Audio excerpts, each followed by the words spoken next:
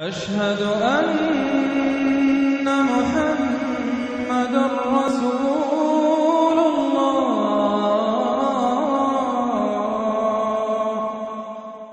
اب یہ تو تھا منفی نفاق، مثبت ہے ایمان۔ ایمان کے سلسلے میں جو باتیں سورہ حدید میں آئی تھیں، اب یہ پوری سورت، وہاں جو آیا تھا قتال اور جہاد اور حدید، یہ ساری چیزیں آئی تھیں نا، انزلنا الحدید، اور انبیاء کی بعثت کا مقصد، وہ سارا مضمون سورہ صف میں آ چکا ہے۔ تو اس کے لیے کیسے انسان آئیں گے، وہ سورہ جمعہ میں آ چکا ہے۔ سورہ حدید میں بھی آیا تھا، هو الذی ينزل علی عبدہ آیات بینات لیخرجکم من الظلمات الی النور، وہی ہے اللہ جو نازل کر رہا ہے اپنے بندے پر آیات بینات تاکہ وہ نکالے تمہیں اندھیروں سے روشنی کی طرف۔ لیکن سورہ تغابن میں ایمانی مباحث اور جامع ترین صورت ہے۔ میں حیران ہوں، میں چاہتا تھا کہ ایک ایک گھنٹے میں تین تین صورتیں ہوں، دو دو بھی نہیں ہو پا رہی ہیں، لیکن ایک بات یہ ہے کہ سورہ حدید کے بعد نمبر 2 میں سمجھتا ہوں کہ یہ سورہ مبارکہ بھی اللہ نے مجھے عطا کی۔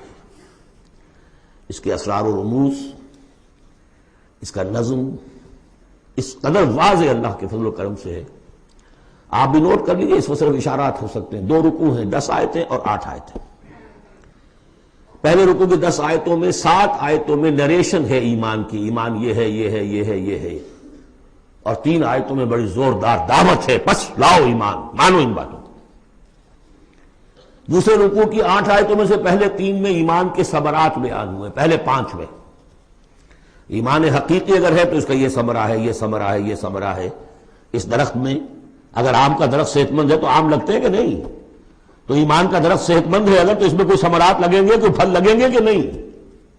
یا ٹھونڈی ہے؟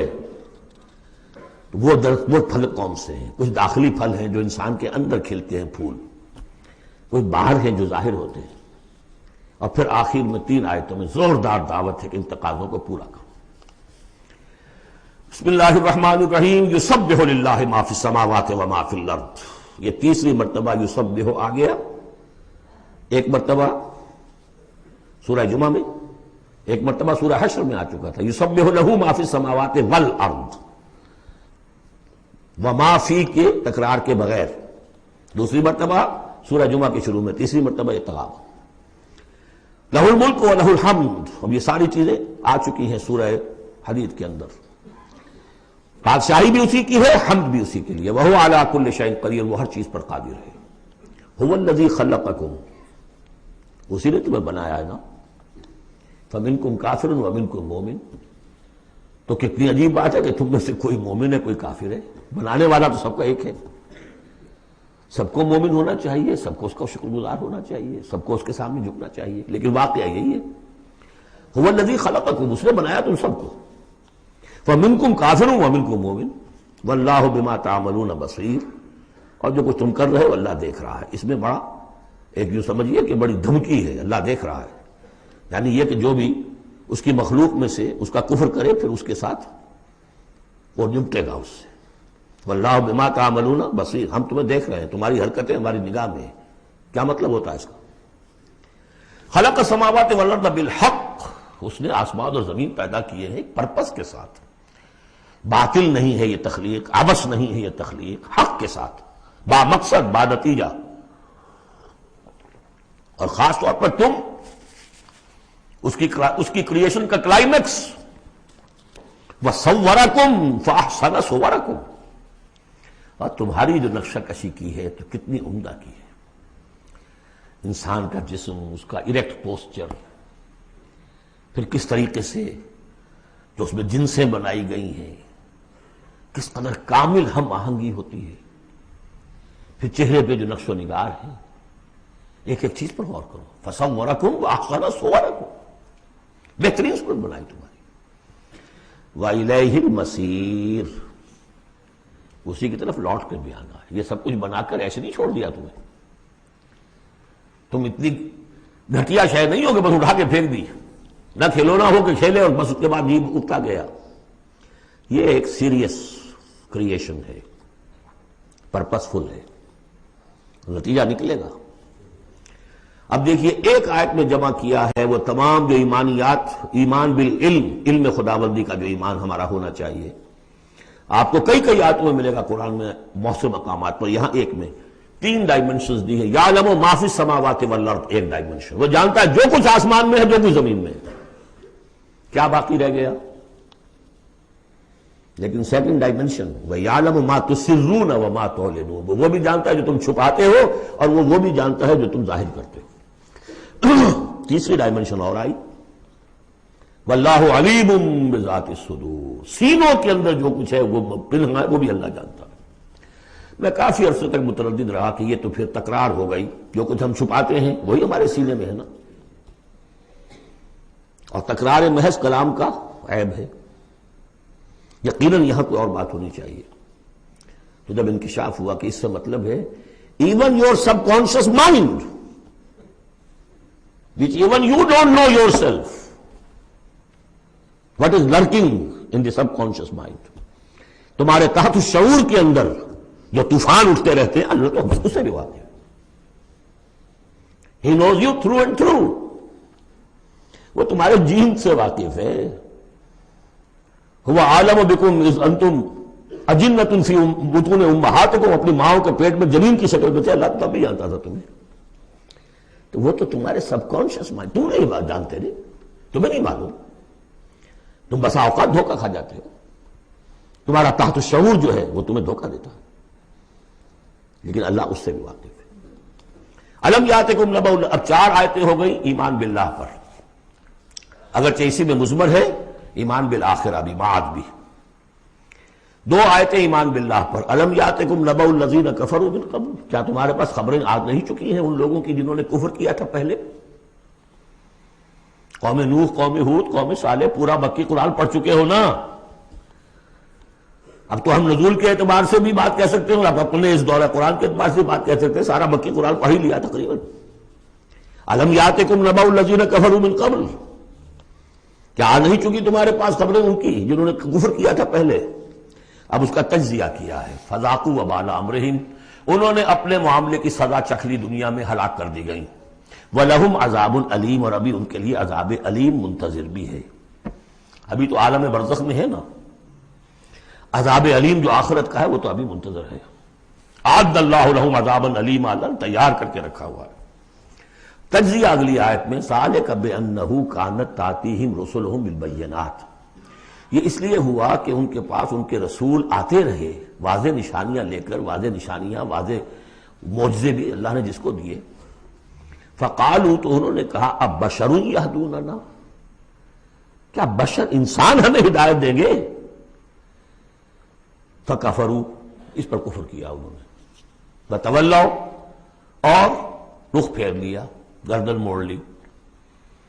واستغنى اللہ، اللہ بھی غنی ہے، اللہ تو غنی ہے ہی ہے. واللہ غنی حمید، اللہ غنی ہے حمید ہے. اللہ نے بھی کہا دفع ہو جاؤ، جدھر جانا جاؤ. اب یہاں آیا بہت باریک نکتہ، شاید آپ کو بھی وہ برا لگے، اچھا نہ لگے. دیکھیے ایک ہی بیماری ہوتی ہے، وہ کبھی کسی شکل میں ظہور کرتی ہے، کبھی کسی شکل میں ظہور کرتی ہے. وہی کینسر ہے، اس کی کسی جگہ جا کر کوئی سیکنڈری بنے گی تو اس کی کچھ اور شکل ہو جائے گی، کسی اور ٹیشو میں کسی اور جگہ جائے گی تو اور شکل ہو جائے گی. بیماری یہی ہے کہ جب رسول آتے تھے تو لوگوں نے کہا یہ تو بشر ہیں، رسول کیسے ہو سکتے ہیں؟ سمجھ میں آ رہے ہیں؟ یہی بیماری آئی بعد میں، جس کو رسول مان لیا یہ بشر کیسے ہو سکتے ہیں؟ کوئی فرق ہے اس میں؟ وہاں بشر سامنے تھا، ہاتھ پاؤں والا، اس کا بیٹا ہے، اس کا پوتا ہے، اس کا پڑ پوتا، ہم جانتے ہیں اس کو کون ہے، یہ وہی تو ہے نا. بشر سامنے تھا. بشریت کی بنا پر رسالت کا انکار، نبی کیسے ہو سکتا؟ اور جس نے نبی مان لیا خدا بناؤ یا تو اس کو خدا کا بیٹا تو بناؤ کم سے کم، اور نہیں تو کم سے کم بشریت سے تو نکالو اس کو.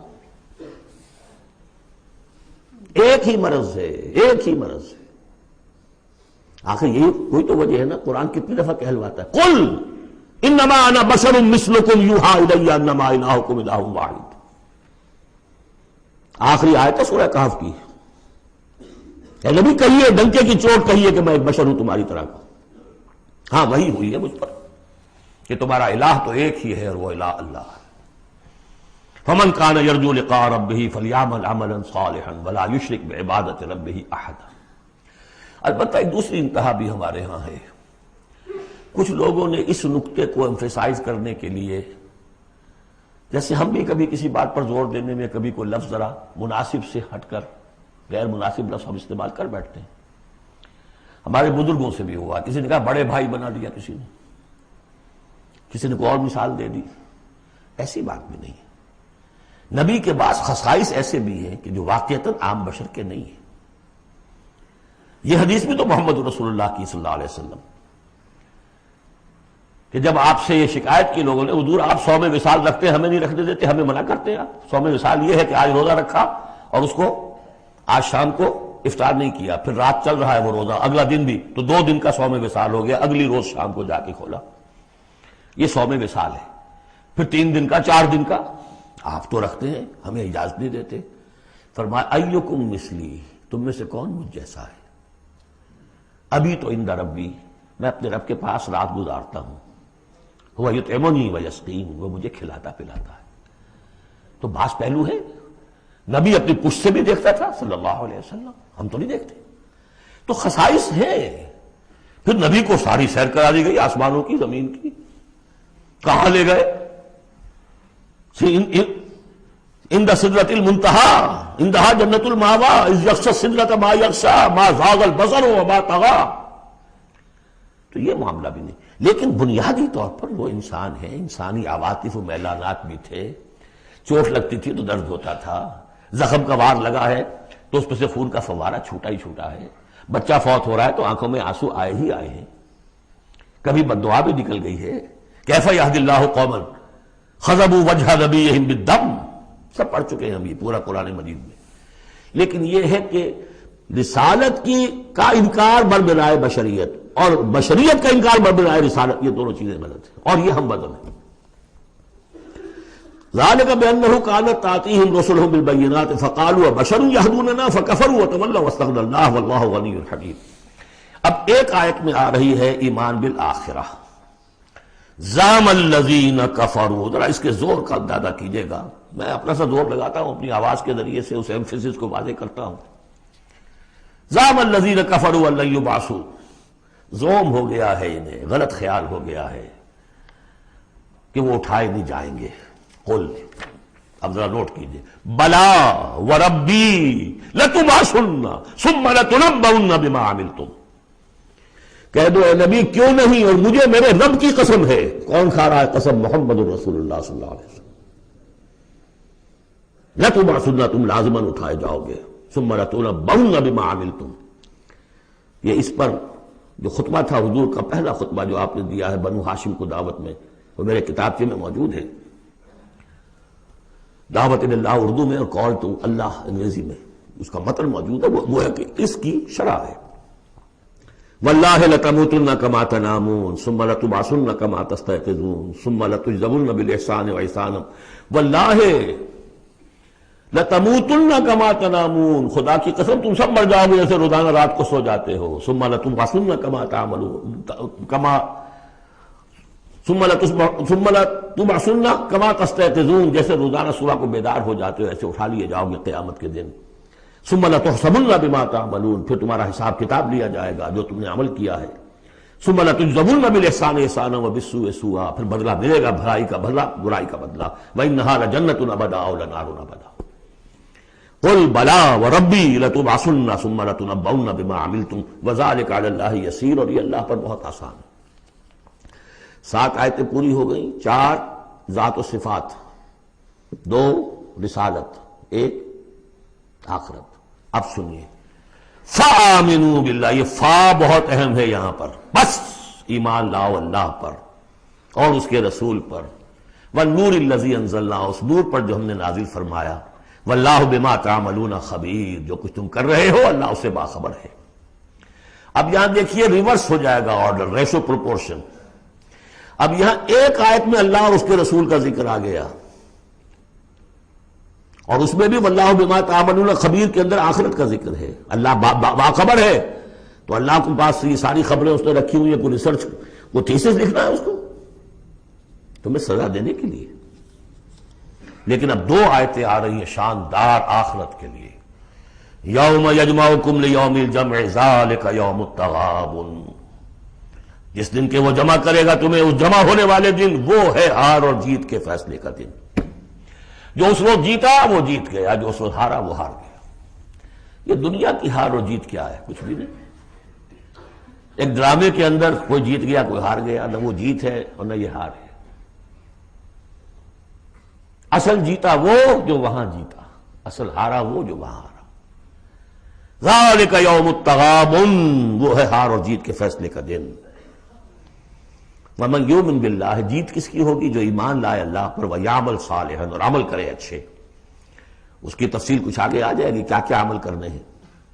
یکفر عنہ سیئاتہ، اللہ تعالیٰ اس سے اس کی برائیوں کو دور کر دے گا. ویدخلہ جنات تجری من تحتہا الانہار، اور ان باغات میں داخل کرے گا جن کے دامن میں ندیاں بہتی ہوں گی. خالدین فیہا ابدا، وہ رہیں گے اس میں ہمیشہ ہمیش.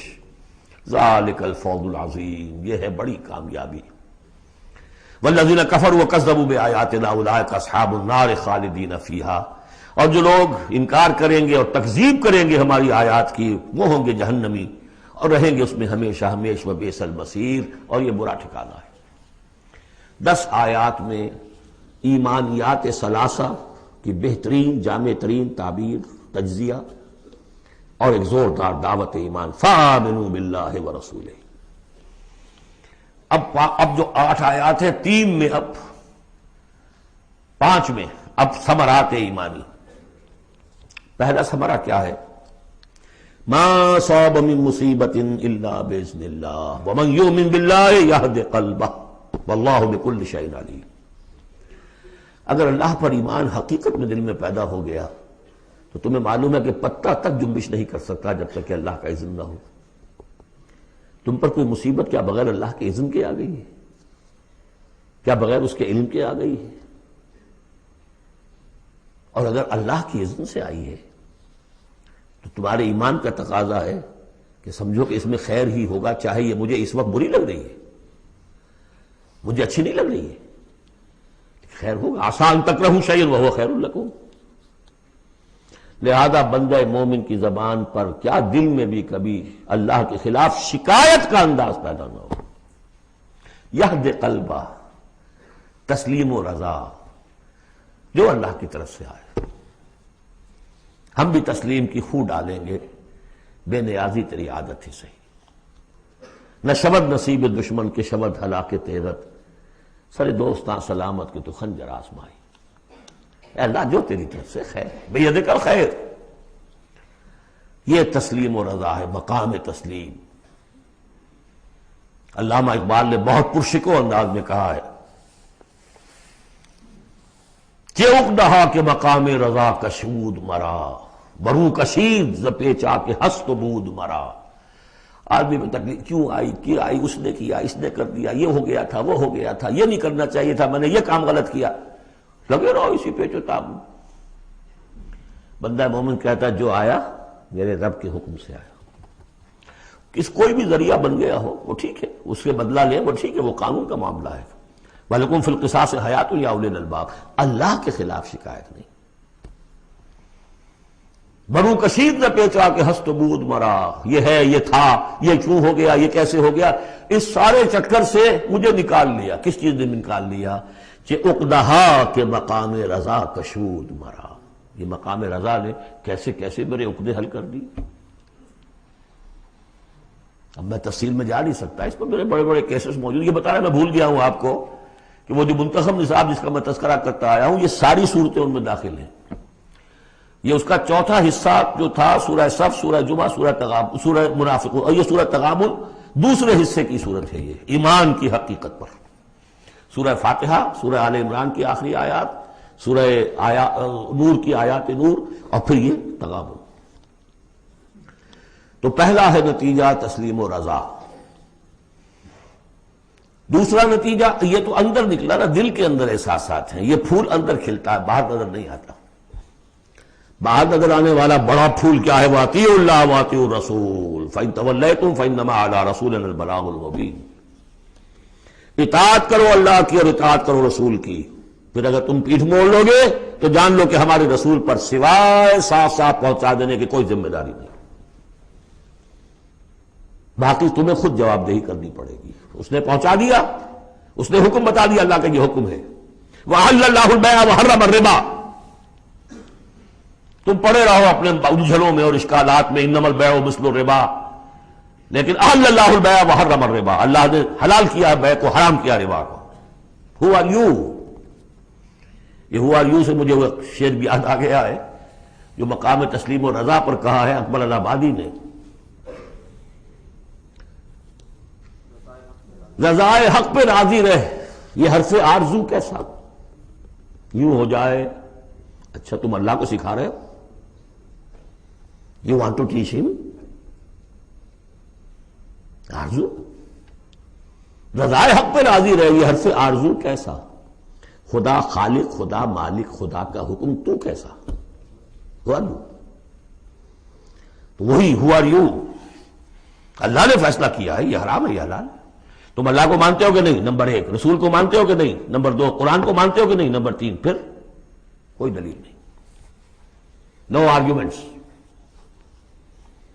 آئیدر اوبے اور گو اوے، تیسرا راستہ کوئی نہیں۔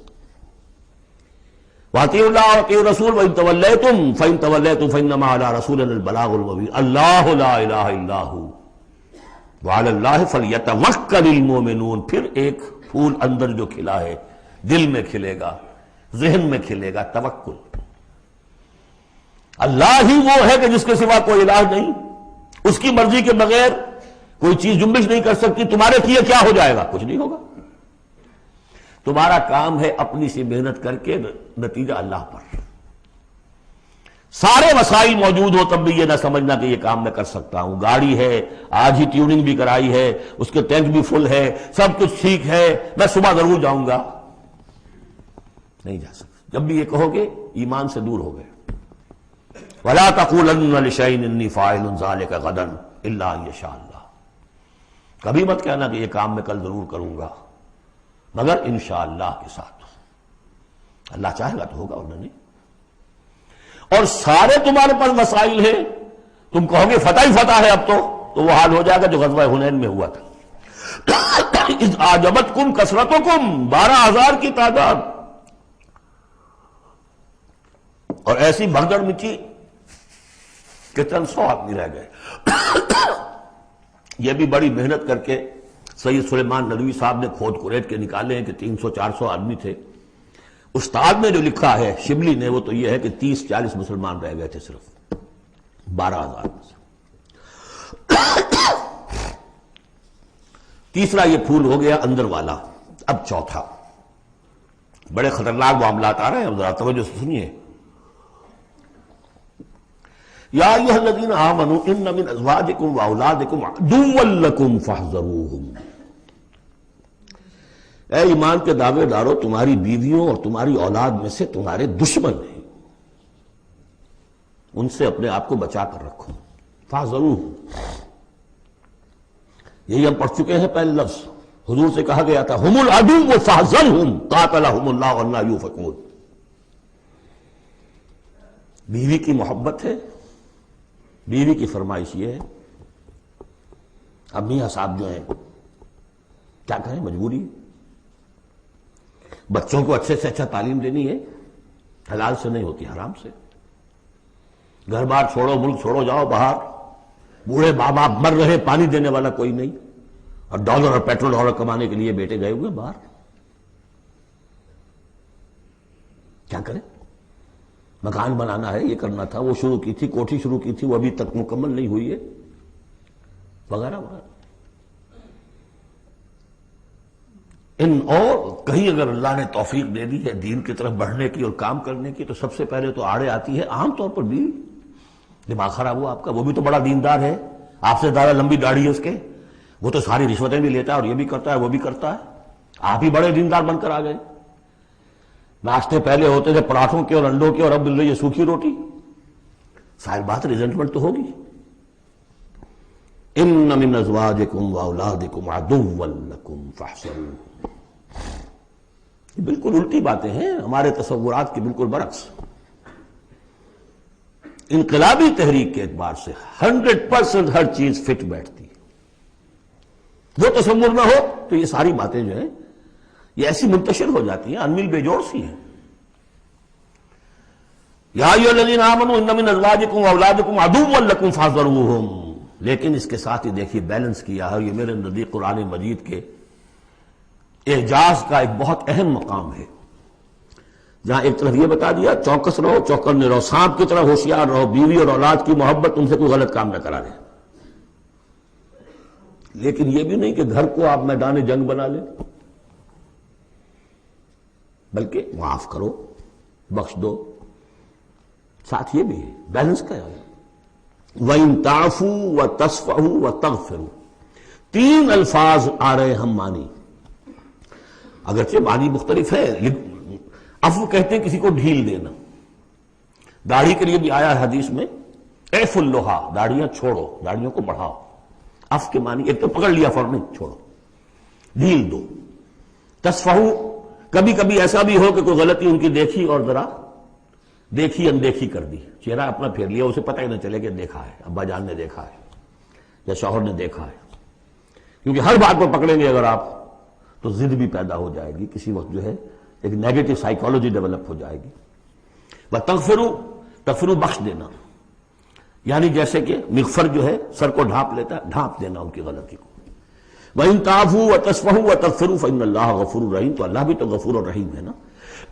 تم چاہتے ہو کہ نہیں، جیسے سورہ نور میں آیا تھا کہ اے ابو بکر تم نے اپنے اس بھانجے یا اپنے عزیز مصطح کا جو ہے جو مدد کرتے تھے روک دیا ہے، کیا تم نہیں چاہتے کہ اللہ تمہیں معاف کرے؟ اگر تم چاہتے ہو اللہ تمہیں معاف کرے تم بھی اس کو معاف کرو۔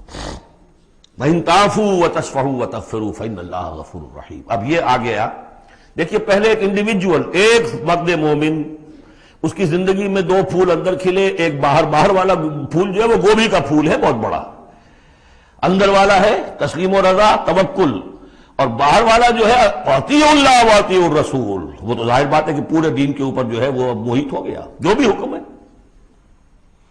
لیکن اب اس کے بعد ایک فرد کے گرد سب سے پہلا حلقہ کیا ہے؟ اس کی اولاد، اس کا گھر۔ ان من ازواجکم واولادکم عدوا لکم، یہ تمہارا ایٹیچیوڈ ہونا چاہیے اپنے گھر میں۔ ایک طرف تو وہ جو طبعی محبتیں اللہ نے ڈالی ہوئی ہیں، کہیں وہ تم سے تمہاری منزل کھوٹی نہ کرا دیں، کہیں دین کے راستے پر بڑھنے سے رکاوٹ نہ بن جائے، ہوشیار رہو، فاحذروہم، ان سے بچو۔ لیکن ساتھ ہی ہے کہ گھر کی فضا کے اندر عفو، درگزر۔ دوسرا انما اموالکم واولادکم فتنہ، جان لو تمہارے مال اور تمہاری اولاد تمہارے لیے فتنہ ہے، اسی پر تو ہم آزما رہے ہیں تمہیں۔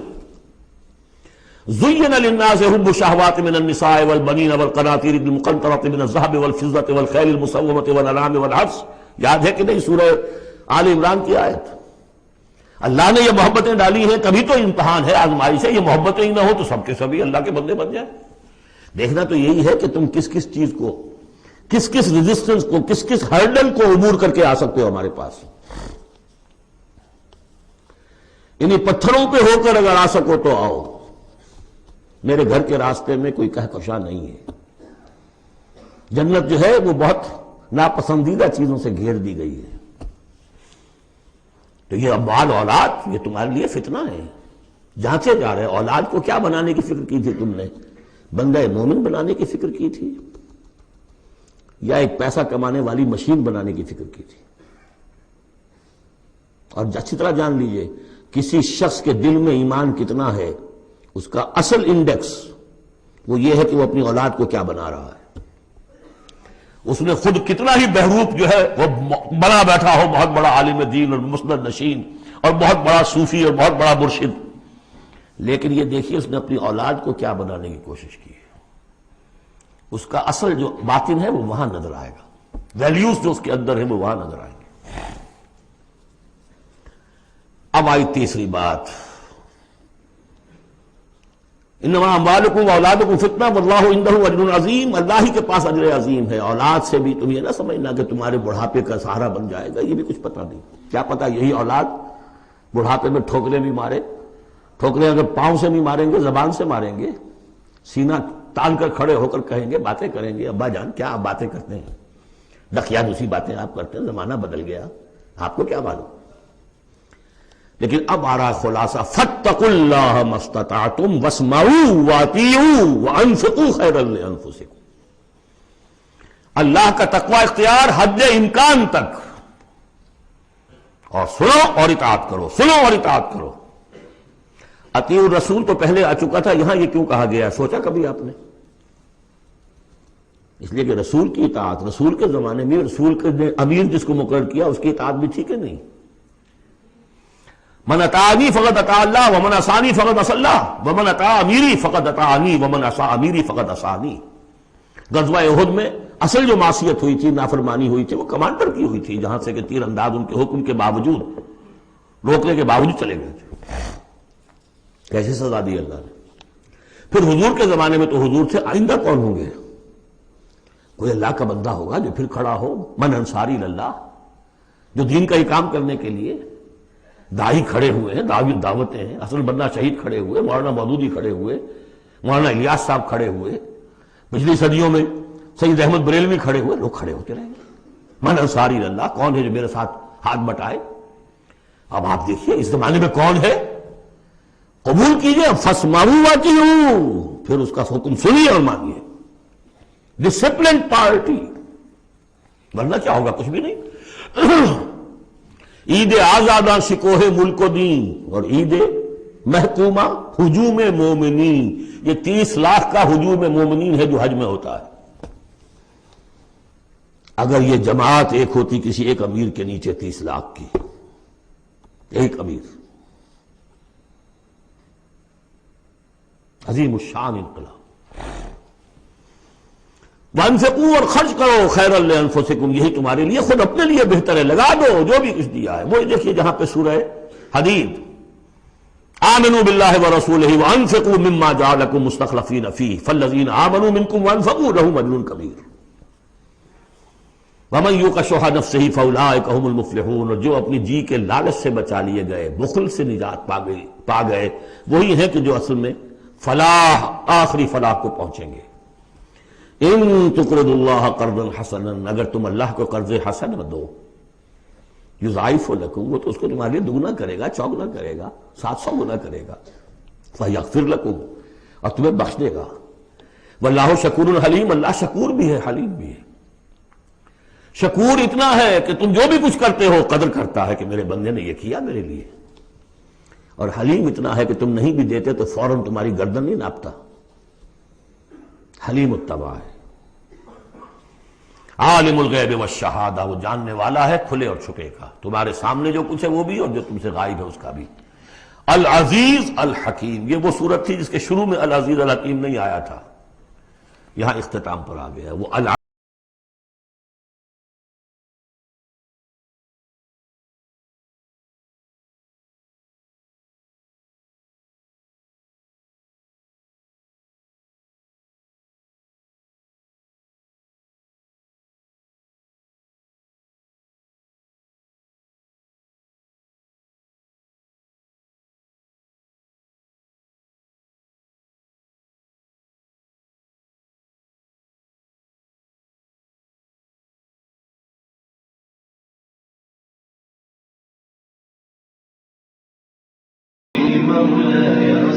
مولاي صل وسلم